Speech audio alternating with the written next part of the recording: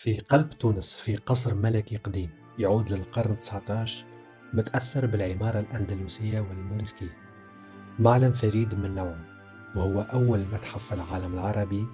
دشن سنة 1888 وكان وقتها اسمه المتحف العالمي حتى العام 56، وين ولا أصبح متحف باردو اللي يضم أكبر مجموعة فسيفساء في العالم، اللي تعد الأسرع والأكثر تنوعا وتفننا في العالم. هو حاليا أكبر متحف للفسيفساء في إفريقيا والعالم العربي.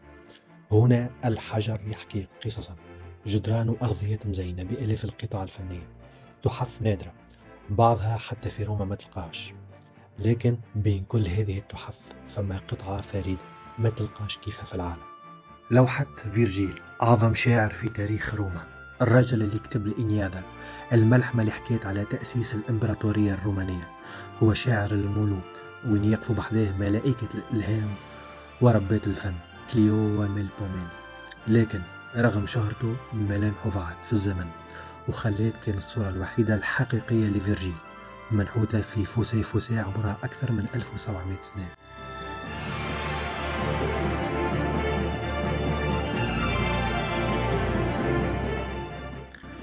إذا حبيت تشوف فيرجيل متلوش عليه في روما، الحقيقة محفورة هنا في تونس في متحف باردو.